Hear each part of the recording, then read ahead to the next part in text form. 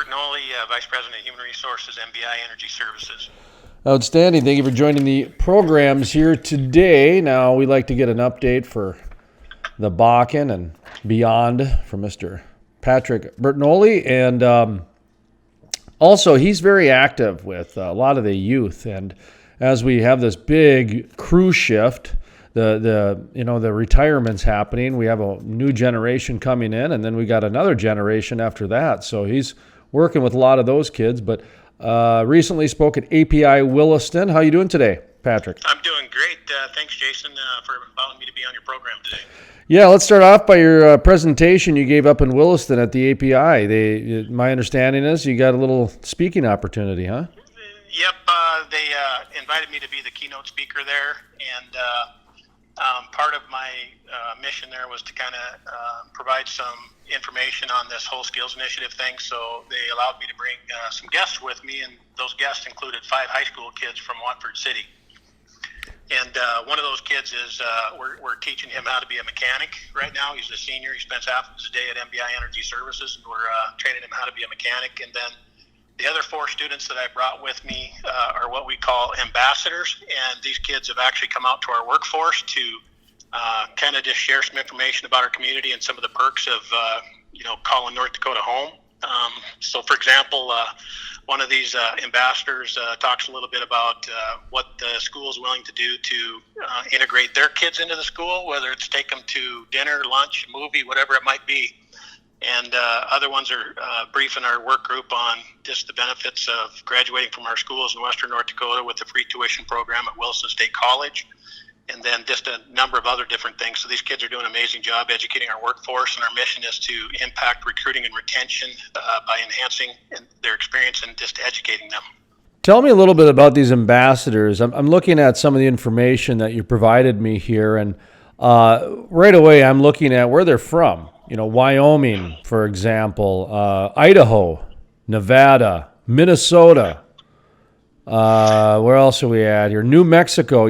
That's to me, that's really important to bring in people from other states to different shale plays, different energy communities to see how it's operating and what's going on, and to absorb it, if you will, to have different states involved. Talk to me a little bit about these ambassadors a little more.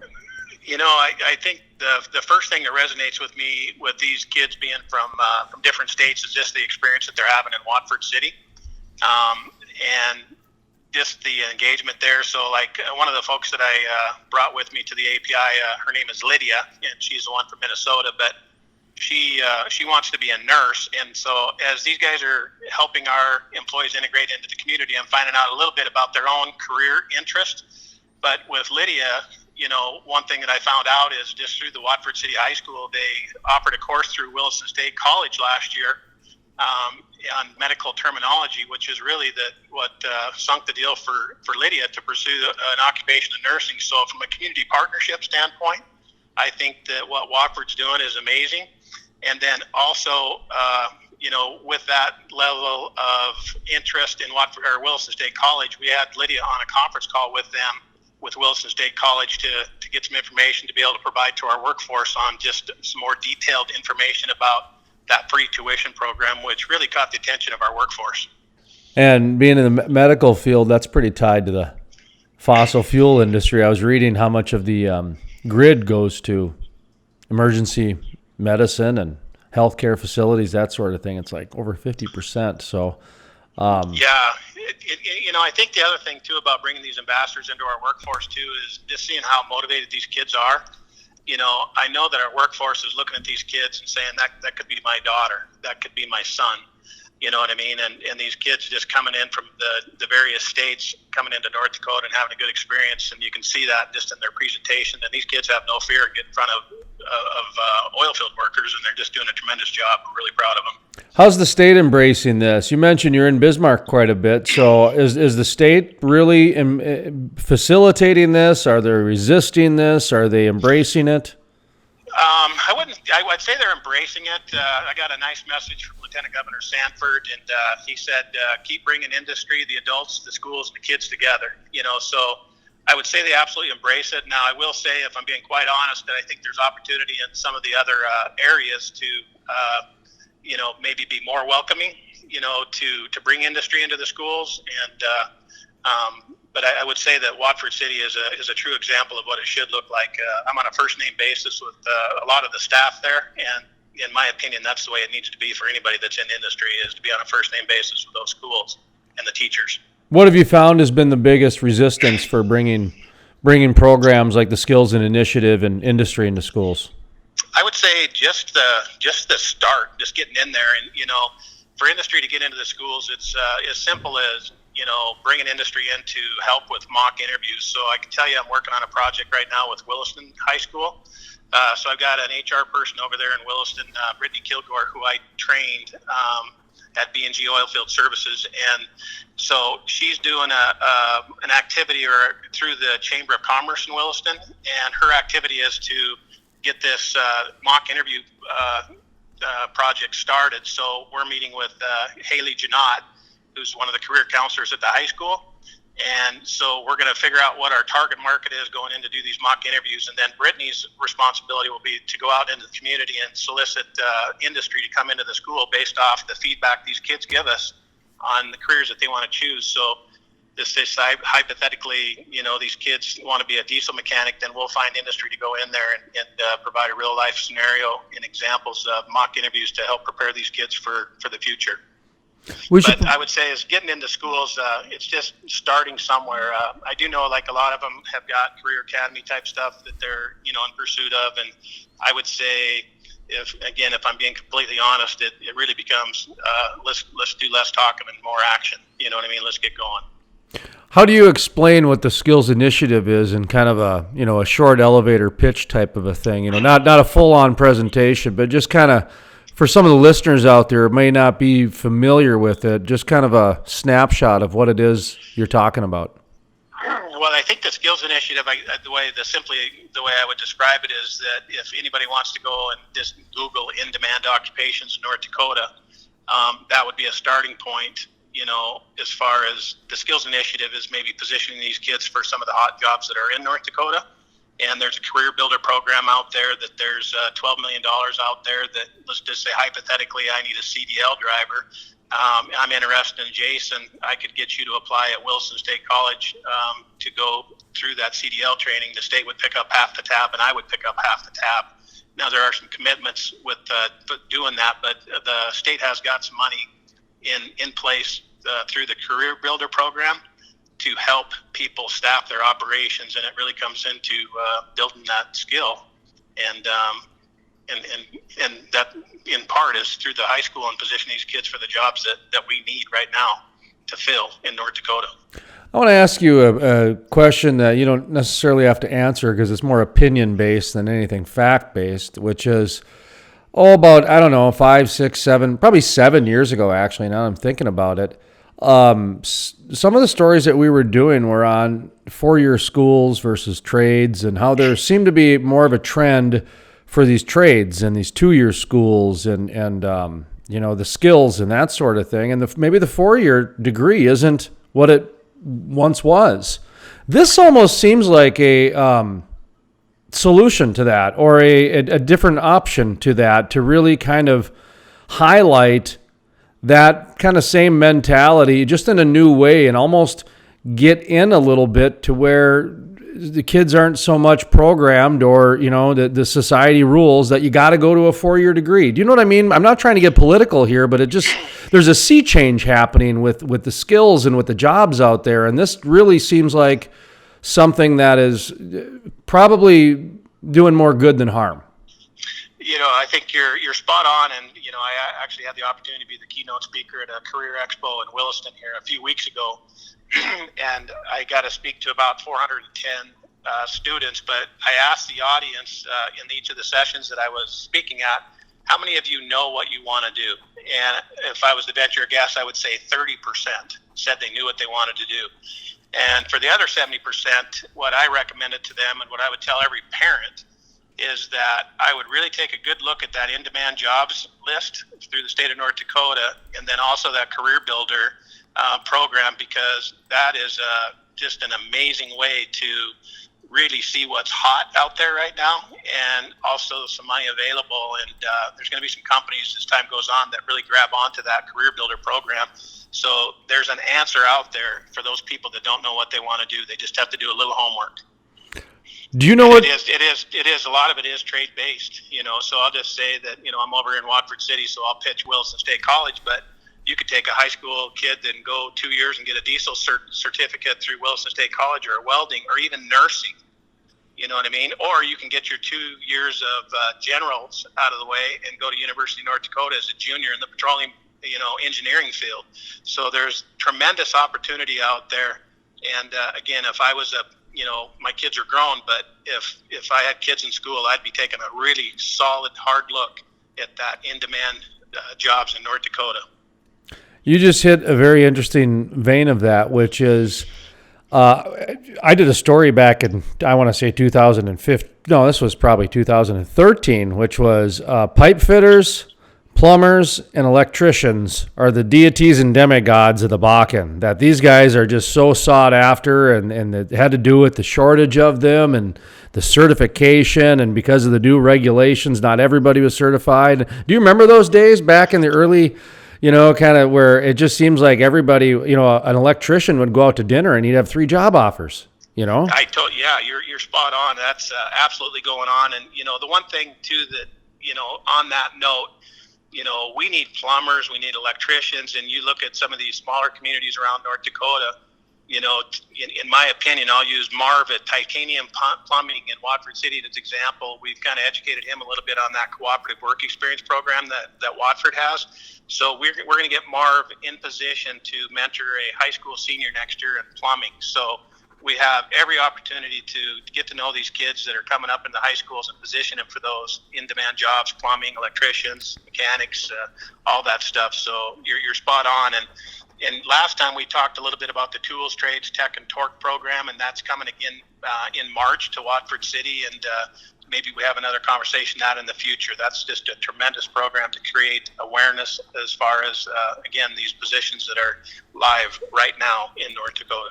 Yeah, the second part of the question I'd like to get your opinion on, or your knowledge on, is that when I say, the pipe fitters and the electricians and this and that, that was specific, but also it meant a lot of the traditional trade jobs. You mentioned nurses. That's a part of this story. I don't think a lot of people that they understand that a lot of the community building that's going on here still needs additional trades and skills that are outside of, the construction and mining industry, like nursing, like certain computer software recognition and things like that. Isn't that true that there are like 2-year jobs, certification jobs that are available out, in these oil patches outside of the energy sector?